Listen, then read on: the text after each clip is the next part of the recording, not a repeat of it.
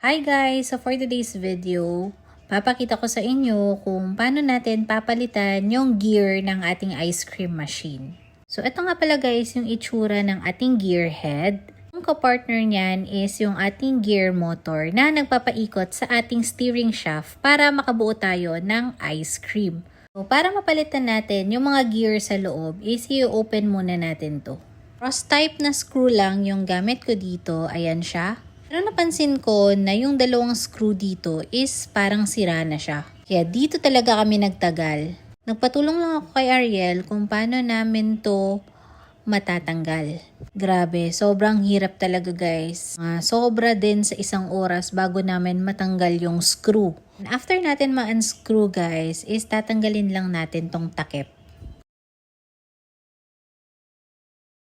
So, kung makikita nyo guys, yung black na yan, is grasa yan siya. Actually, puti talaga dapat yan, pero umitim na siya. So, sa gear head natin is meron tayong tatlong klase ng gear. Gear number 1, number 2, at saka number 3.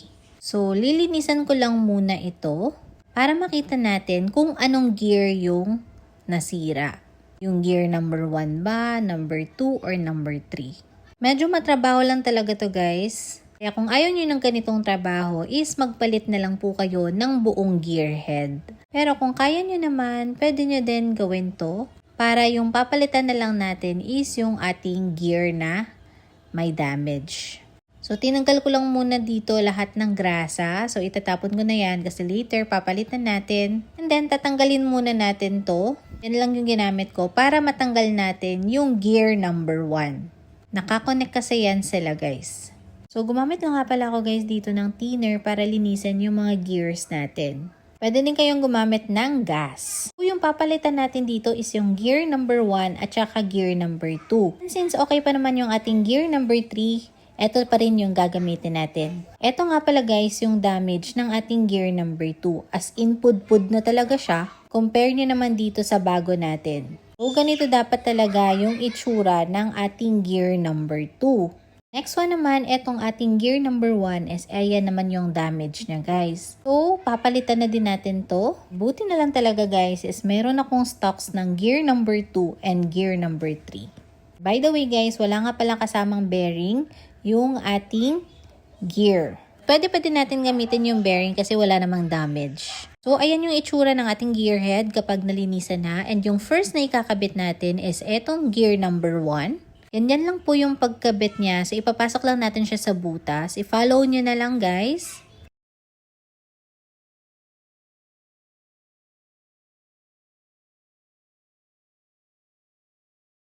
And then, as you can see dito, para siyang may slice.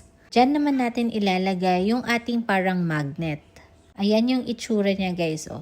So, hindi din yan kasama dito sa ating gear. Kaya, kinuha natin yan sa previous natin na gear. And ganito lang guys yung pagkabit niyang magnet. Tinuruan pa ako ni Ariel kung paano ikabit niyan, but since ayaw mag-work sa akin, yung way ko pa din yung ginamit ko. Ganyan ko siya kinabit guys. Kasi feeling ko dyan ako nadalian. So ayun, depende na lang sa inyo, basta maikabit nyo yung magnet na yan. So ayan na siya.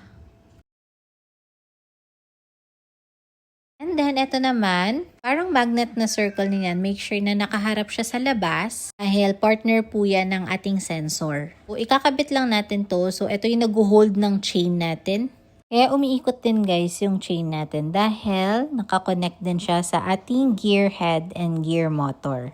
After natin maikabit yan, i-make sure natin na i-lock natin gamit tong bolt na to. Then, ginamitan ko lang ng tools na yan para mahigpitan siya.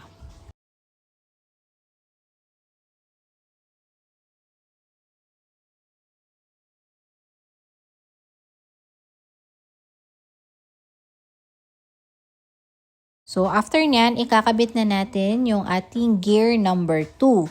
So, tignan nyo na lang guys kung paano ko siya kinakabit. Tignan nyo na lang guys kung ano yung tamang position ng gear. Ayan, so i-close up ko guys ha. So, dito natin yan ikakabit. Make sure nyo din na nakakabit yung kanyang bearing. After nyo ikabit, itest nyo if umiikot siya. Then, yung last na ikakabit natin is etong gear number 1 natin. And dito naman natin siya ilalagay. So, huwag nyo kalimutan yung bearing guys And after nyan, inikot ulit natin if tama ba yung pagkakalagay natin. So, ayan nga pala yung bearing na sinasabi ko guys. Ayan, yung bilog na yan. Tapos yung isa neto is nandito siya sa takip. Yung mga bearing naman is nabibili lang din naman yan sa hardware. Pero may nakalimutan nga pala ako guys. Etong ating grease, yung grasa natin. Hindi natin nalagyan yung ating mga gear. So, very important to guys Kaya tinanggal ko muna ulit. Tapos maglalagay lang tayo ng grease dito ng generous amount. Yan kasi yung mag-help sa ating mga gear na makaikot siya ng mabuti at smooth lang. So, lalagyan lang natin lahat ng gear bago natin ilagay sa ating gear head. So, etong grease na ginamit natin, medyo mahal to guys. But, meron namang mas mura yung color white. Since wala ako nun, eto na lang yung gagamitin natin.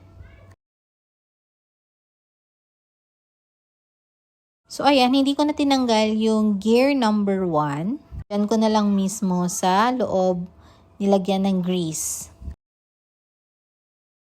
So, ganyan kadami guys yung grease na nailagay natin dito sa ating mga gear. After nyan, tatakpan na natin siya.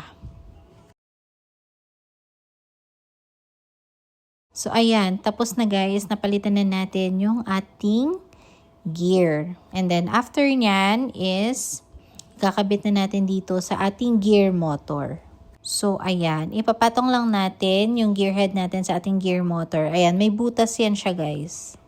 Diyan, ipapasak nyo yan siya dyan sa butas. Hanggang sa mag-fit siya. So, ayan. As you can see, baliktad yung pagkakabit ko. So, inikot ko lang and nag-fit na siya. After nyan, isuscrew nyo lang siya. So, that's it guys. And ito nga pala guys, yung ice cream machine natin.